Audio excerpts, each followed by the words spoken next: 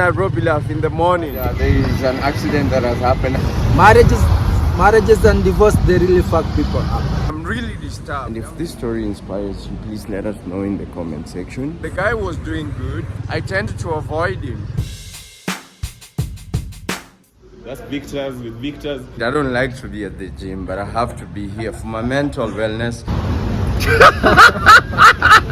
And I hope you learn from his story as well. So this is the scene of accident.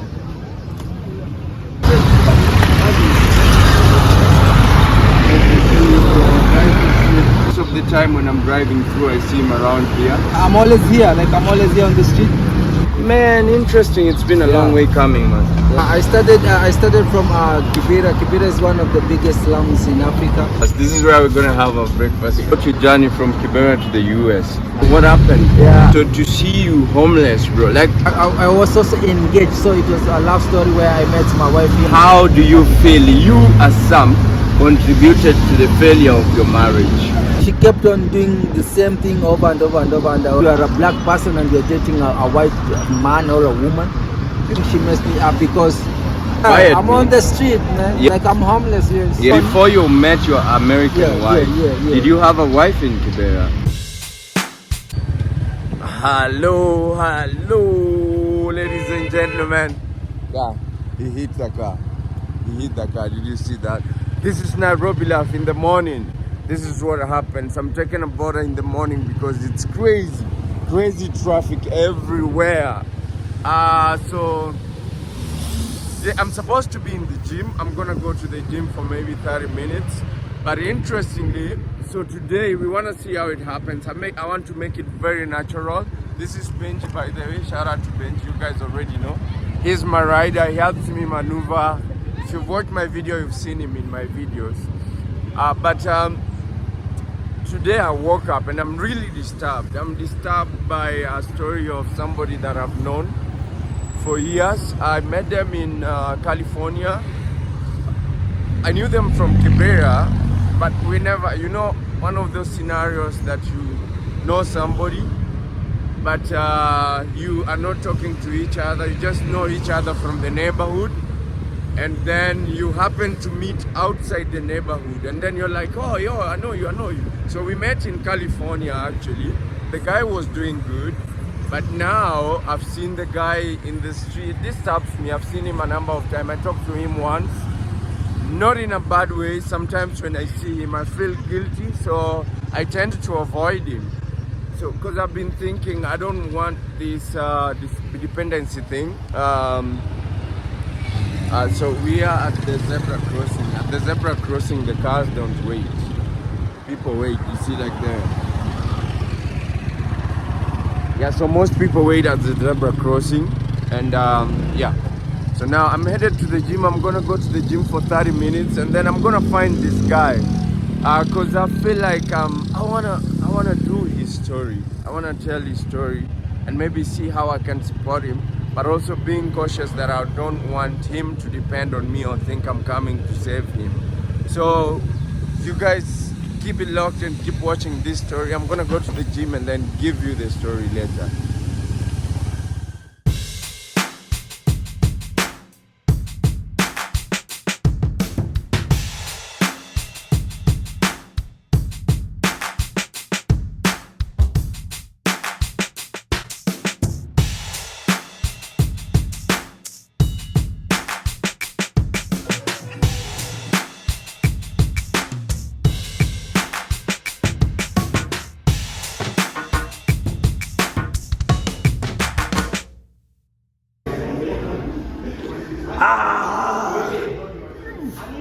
Mental strength, mental wellness.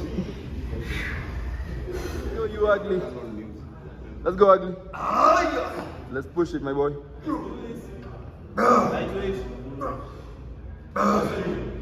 Yeah, buddy.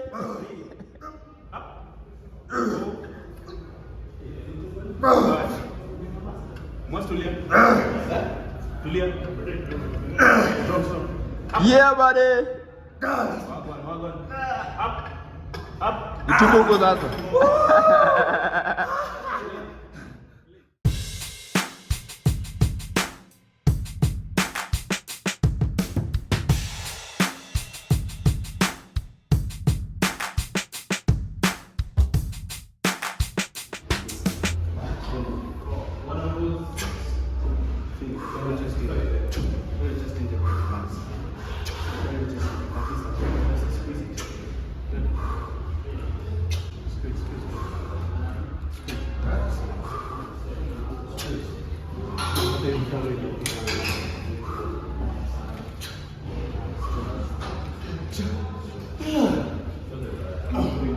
That's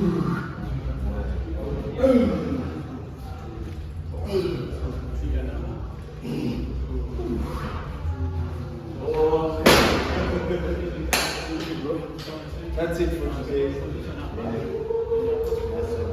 I don't have to be here, but I have to be here for my mental wellness and my mental health.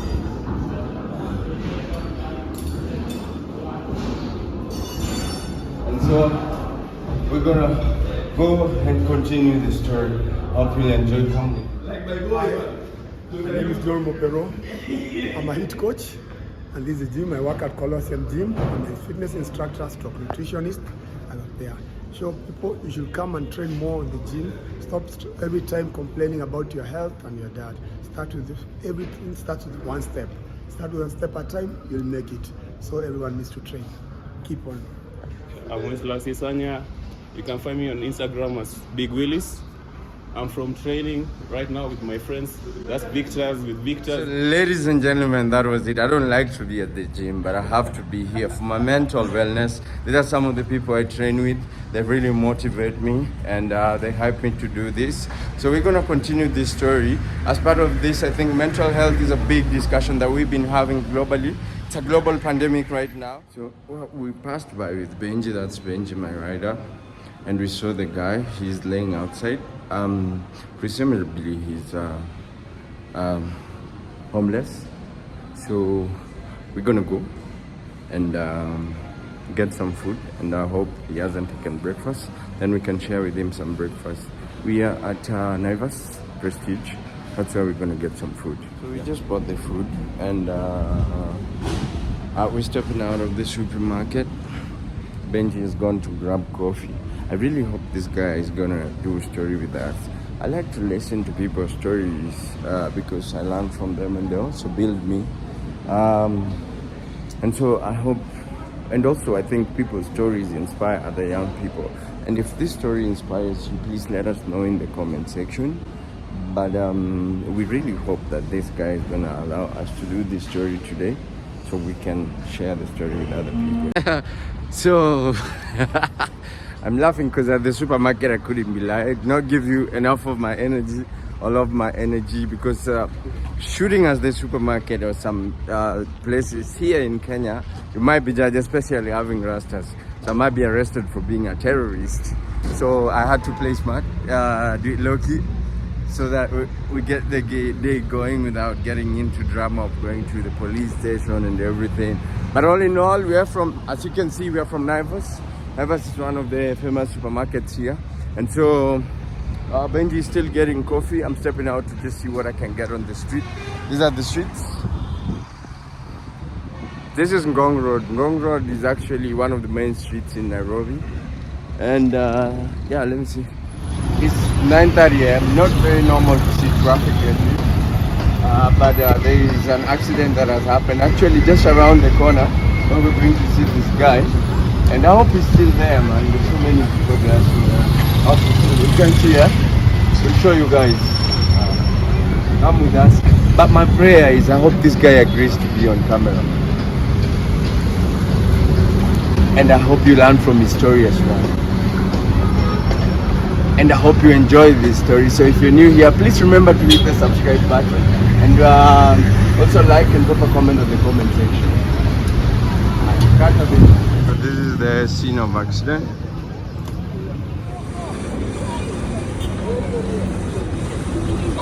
It's bad and blind.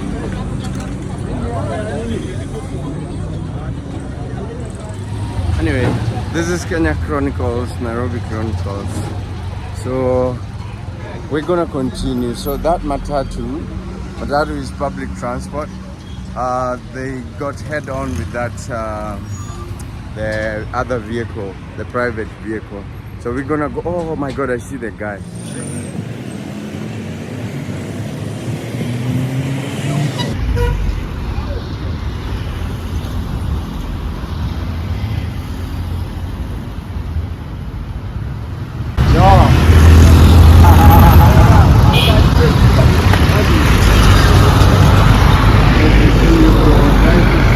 You're on camera, I hope you're okay. Then you move forward.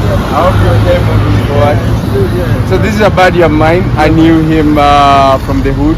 But we also met him, I think, Washington. But by that time we were not talking because I knew you from the hood, but we were not talking. So I brought some breakfast here, bro. Thank you very much for agreeing to be on camera.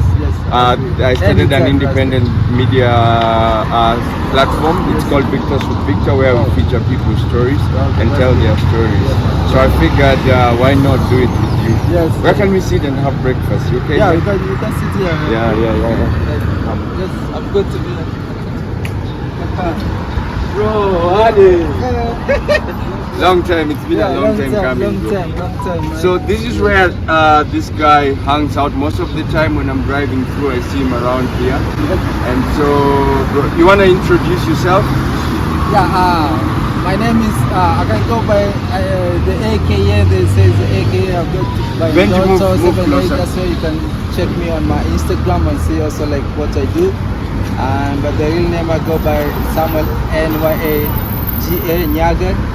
That's my like real name to be precise. And I'm always here, I'm always here on the street. I'm just currently here from Ethiopia and other East African countries.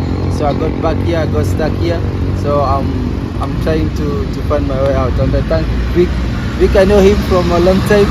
I know he's also like involved with Community work. This guy actually work mentored me. And the b-boy, like Yeah. dancing and other stuff. So I follow them also with his buddies like Muzusha Africa. So I'm always also with them, like supporting them the way I can. Even though like it's not like I'm doing that much. I know they've done so big. I think he has Bro, won. we appreciate your He support. has won a lot of like b-boy. I think he was a champion. I don't know where. Maybe 2 years ago. I mean, don't talk too much about Vic. But that's Today good. is about you, bro. Yeah, that's all about me. But Yeah, I yeah, think because I of the- appreciate he has brought me Because of breakfast the today. tea, Sam. That's good, yeah. Let's have a seat maybe somewhere here open, yeah? Yeah. I hope you don't mind coffee. I brought coffee. No, bro. I don't mind. Okay.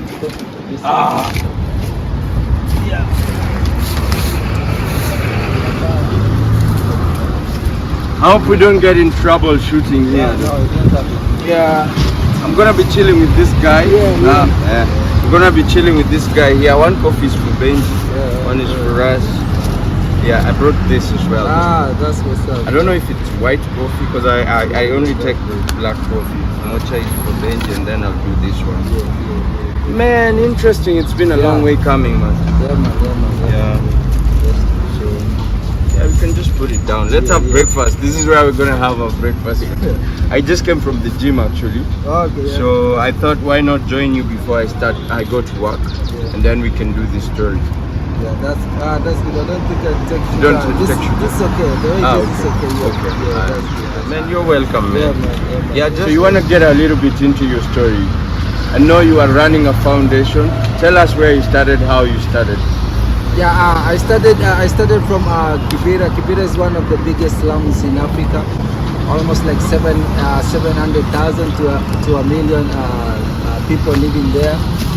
And I came with a foundation called the Mtaani Soccer Tournament to give back to the community, which helps.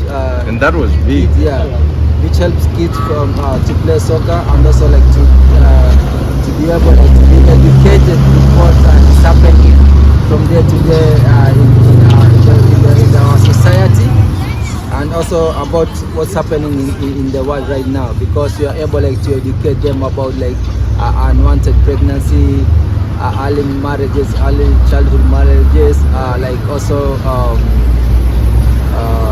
peer pressure, getting bringing up the soccer tournament is to be able like to combat all of those, so they will not be idle.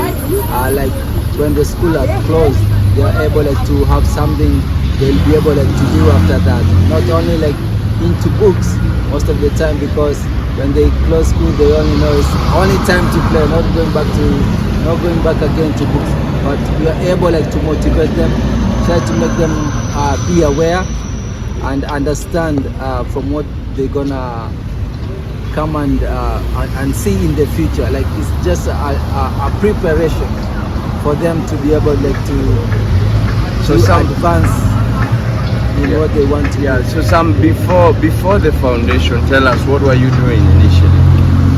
Before the foundation, I was doing like designs. I'm an artist. I make a lot of like jewelries and I customize clothes like denim jackets and stuff. So I was doing that one. I was also like a soccer player at the time. I remember you were Yes. one of the designers actually with the biggest shop at Yeah, BC. yeah. I had a shop at DC. Wow, what happened? Yeah, I just called Dr. Mtani Design. Dr. Mtaani. And it was also like that's how I was getting my funds, like to be able like to fund the soccer tournament. So I had like something that I'll be able like to get funds from, so I'll be able like to support the community. More of an Yes. income generating Yes, to the foundation. Yes, Wow. yes. So that's where I started from, but it came to a stop because I had already moved back again to the US in the meantime. But then, Oh, you closed it when you moved back to the US. yes. So tell us about your journey from Kibera to the US. That's quite interesting. I like, think our yeah. people look. The idea of studying this is actually for us to be able to highlight our stories, Yeah. talk to young people so they can learn from our stories and the mistakes that we make, and we learn from, and so we don't have a repetition of the same. Yeah. Yeah, true. My journey from Kibera to the US. Kibera to the US. I'm assuming the US was the first place you went to out of the country, right? No, I had already visited other East African countries before Right. I got to the US, because they somehow when you're trying to apply also for a visa, they try to ask you certain places, like certain countries where That you you have visited visited, yeah. before Yeah. you travel to most of the European countries or North America. And my journey was very good. It was also like involved also like in love. There's also like love going on around. There's a big story Yeah, so that you did on TV yeah, from Kibera with Love. yeah. This yeah, I remember. yeah, It yeah. went viral. You can check it out on YouTube. From Kibera with Love, and you'll Yeah. see some. Yeah, We'll so- get into that. We have so much to share with this guy Yeah, that's that I'm not really sure if we can finish in this episode. But as we get into this story, I don't know where to start, bro. It's really exciting. Yeah, good. You are one of the legendary Kibera artists Yes. and community developers and people who empowered people in the community. Yeah. So to see you homeless, bro, like there's so much that I want us to highlight that I don't know if we'll be able to highlight. I'm really excited, and thank you for allowing me to highlight your story. Being on Victors with Victors today, I hope we get to uncover your story and probably get support for you if possible. Yes. From Kibera to the US, that's where we were at. That's where we are. Yeah. Yeah, from Kibera to the US. It's like it has happened to many people. I don't think like I'm the first person You want the like first? to come from the slum and travel or close to the globe. It has happened like people like Chris Darling, they said Kibera to the world. It has happened to B-Boy also. Yeah, Ricky B-Boy, he has traveled a lot of Countries, places, yes. a lot of countries in Europe, in North America. Like he has traveled a lot, and also I big up him for that one. And I think what I want him also like to do is to have a place like even in Kibera where kids will be able like to do the b-boy dance. We already have that. Thank you for wishing that on me, that's man. Good, that's we already good. have it, If bro. you have it, that's good, and that's a big plus, you Yeah. know, because that's what we need. We don't need like a lot of people to come in. We need only ourselves to be aware and to challenge ourselves for what we can give back to the community, because it's able like to give back as a b-boy, and I'm also able like to give back as a footballer. So it involves us community for how we have been brought up in that community, because I grew up there and I know what the kids, the challenges they face in there and day out. Even the parents, we understand what keep them stopping from achieving what they're supposed to do, or to try to educate their kids, or to pay school fees. There's a lot of challenges living in the slum or coming from the slum, because it's determined as a poverty, but it is I think it's all like government involved like to lower people, because there's a lot of people who are very educated in that system. So Sam, Yeah. yes, I agree with you. It's happened to a lot of people, and it's very interesting that you do not distinguish yourself Yeah. from being the one and only from Kibera who's Yeah. traveled outside the country. But still, it's an achievement, knowing the challenges and what it takes to be able to travel, not just to the US, but out of this country. Having done it, for me, I think I celebrate you. Yeah. One of the people I used to look at and be like, hey, this guy is doing something in the community. Yeah, and yeah. so that ripple effect is trickled down to us. So tell us your journey from Kibera to the US. Yeah, What were you going to do in the US? The first time when I was traveling to the US, I traveled there like a peer educator. Be an educator. Yeah, so I was going like to talk about like Africa, like to enlighten the kids who really wanted like to give back to the community in Africa. They wanted to give back to the Ugandan. They wanted to build a school, and so they wanted somebody who would come there and talk to them. Even Through though your foundation, yeah? Through the foundation. Even though we are not speaking much more about like Kenya, because I've never visited like Uganda. I've never been to Uganda at that time, so I didn't know like what to really explain much about Uganda. But I had the concept is the same. In Kenya as Yeah, well. it's the same thing about East Africa, East pretty much the Africa. same. The logistics and everything challenges Yeah. as well. So Sam, I'm gonna request you to be louder than this cars. Okay, yeah. So that we get this story to this. So we were able, like, I was able, like, to be there in the school. I have some pictures. Maybe you can get them on Facebook. At the time, it was Mid-Cap Junior High. I did that in, I think, in 2012, 2013. It was good to see young kids willing to give back to an African country, and they want to make sure people have adequate water, because it was also like education of how you'll be able not to misuse water. You'll be able, like, when you open your tap, you can be able, like, to close it, because we lose a lot of water when we keep it like running. So it was education on that one, like to build like pumps in the village, and it was that was my first part. And also, like, at that time also I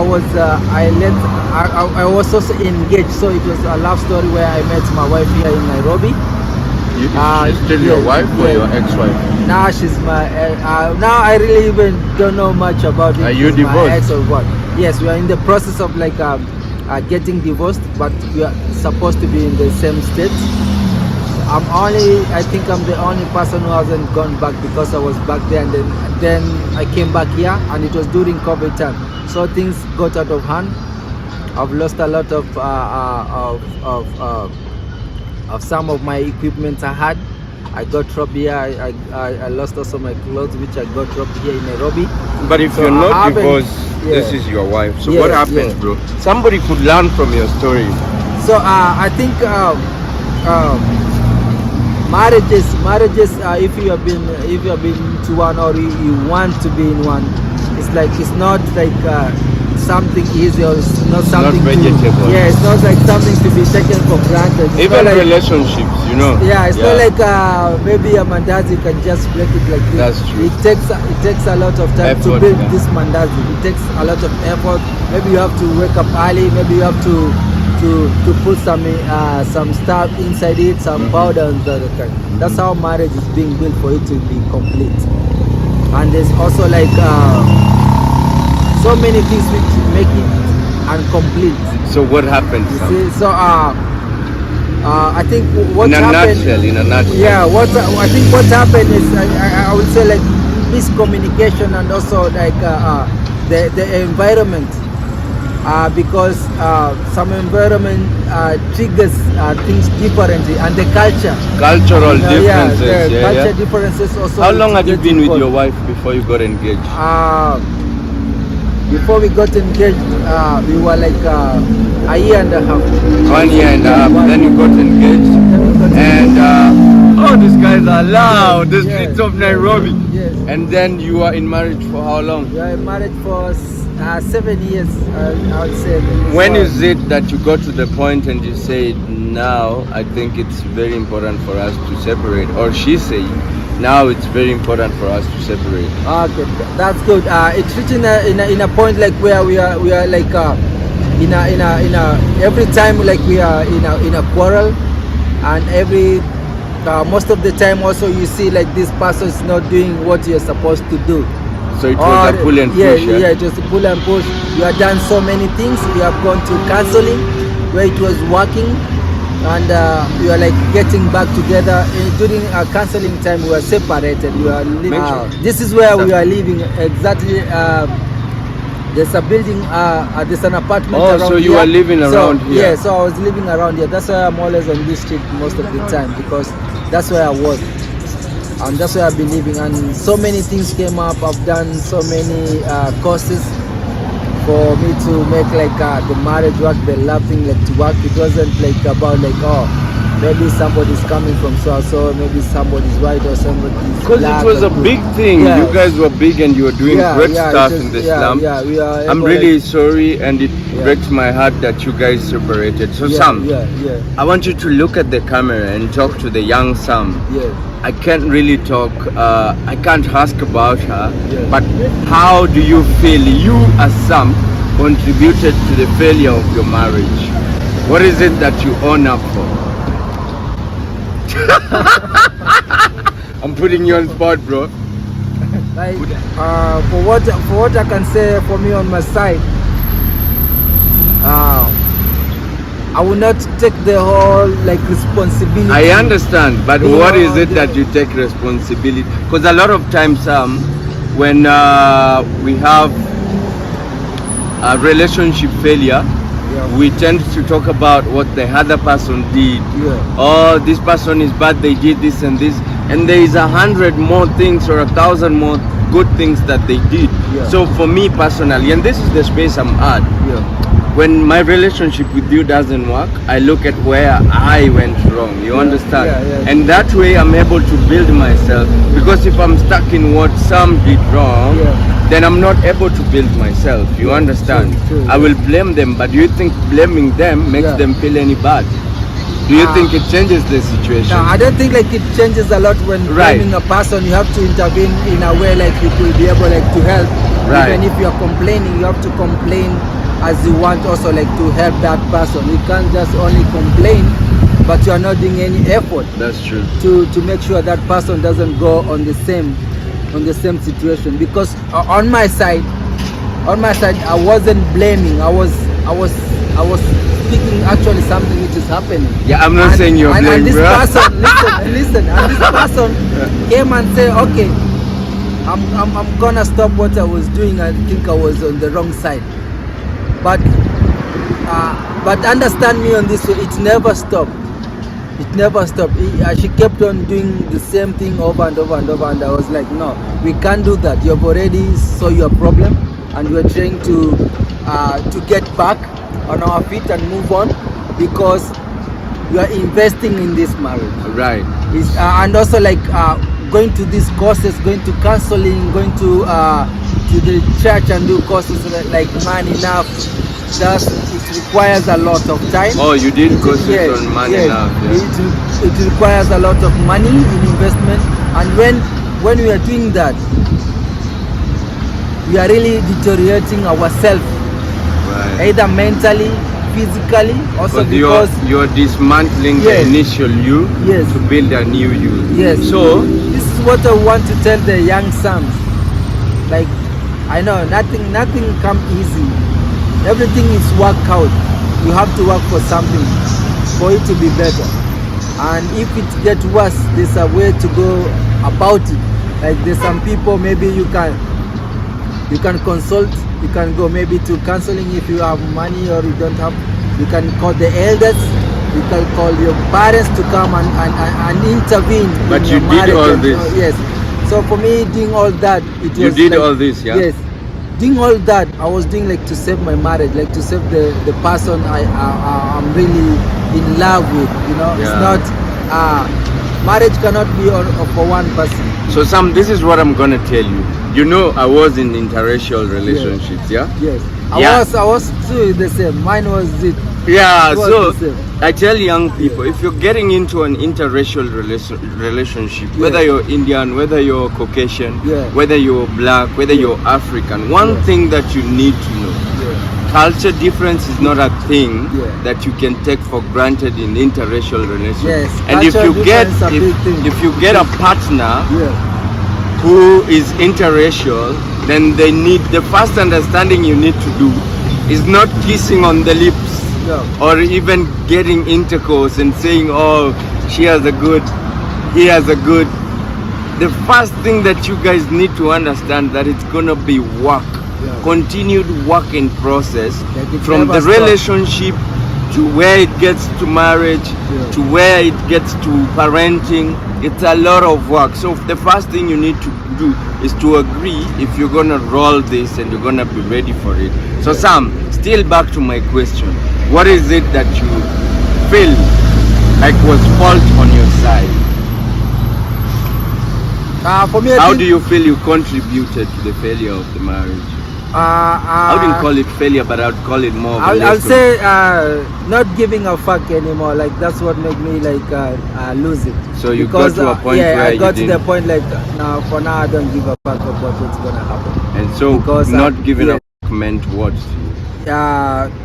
you? It meant like I'm gonna prepare myself to the next level, So to you the next challenge. you kind of mentally prepared yourself for the worst. Because I was like, we have reached in a certain point, like we have already talked, we have invested, we have done a lot, and those people we have gone to meet, those people we have called for them to come and try to help us solve the issue we are going through. You are not easy people. You are not only kids. It's people who are like trying to tell you something. You have to get it in your mind.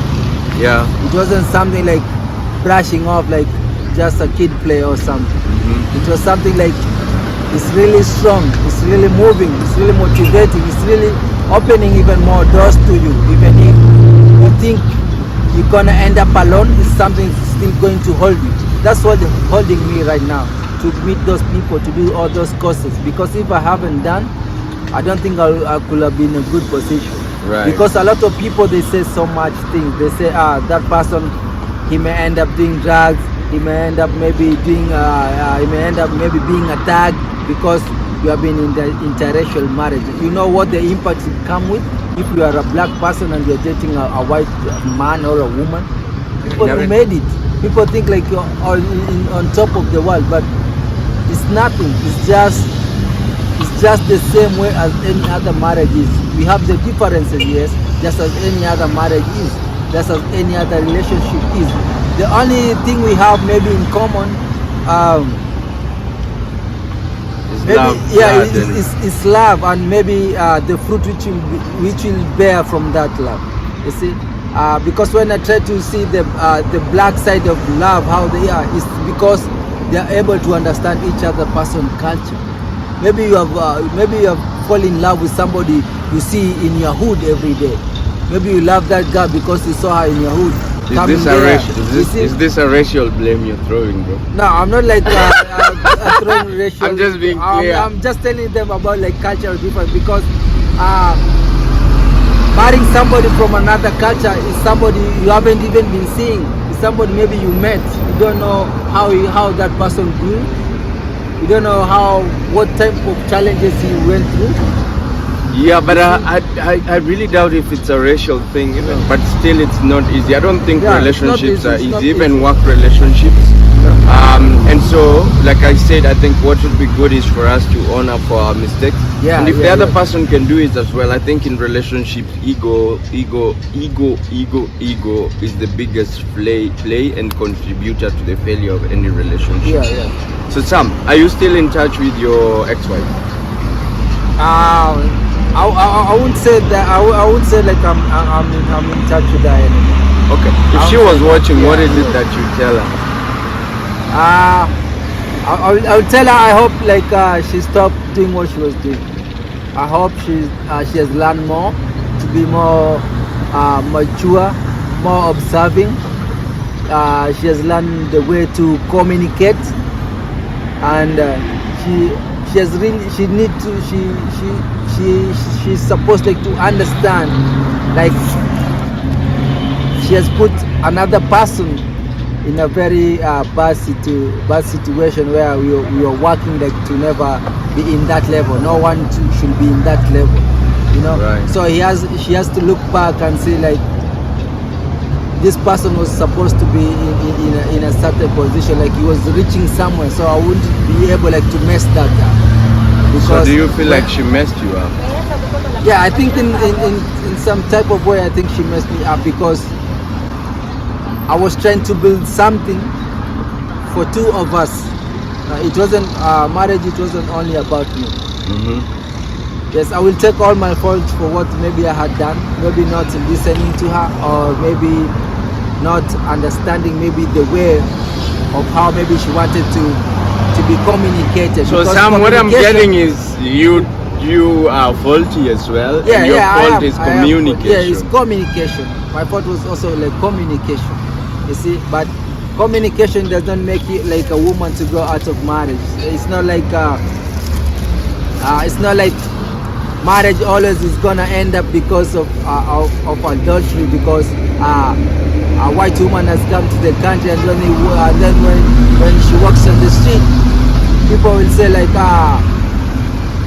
you know, these are white people, they always like go around, like they always sleep with a lot of people and blah blah blah. Like Not all of them, even though. if they go to an island, that's what they do.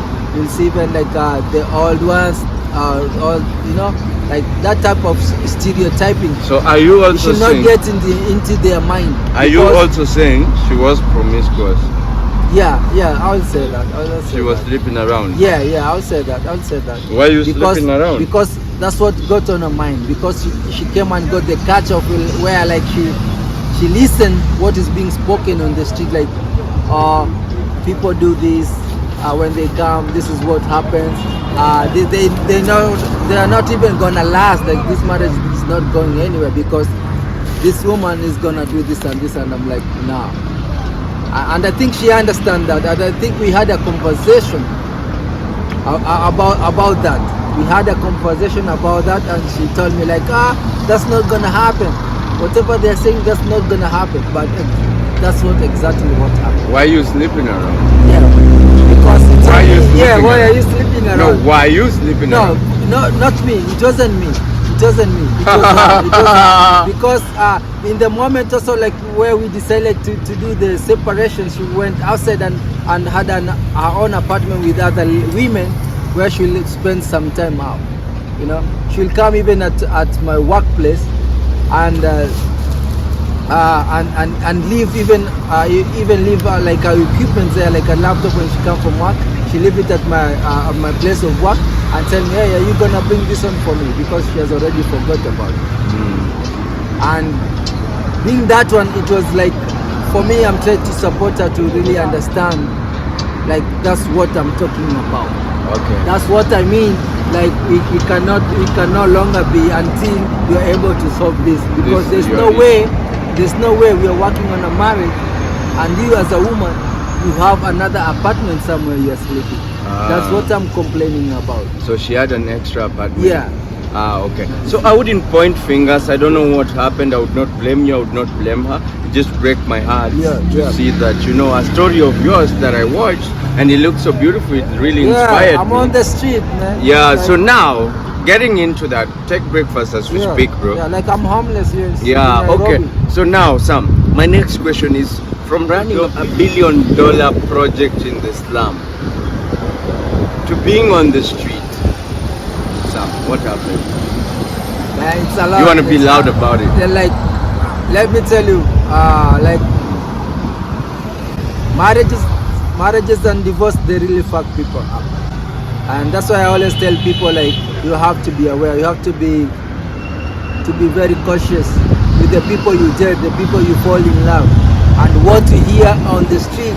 Because a lot of marriages, I will tell you, even if you go to the slums there in Kibera, you'll find a lot of marriages are being ruined for what people talk and people listen because they bring it on the table. So Sam, what I'm getting is you are on the street. You are on the street because of marriage. Yeah, yeah.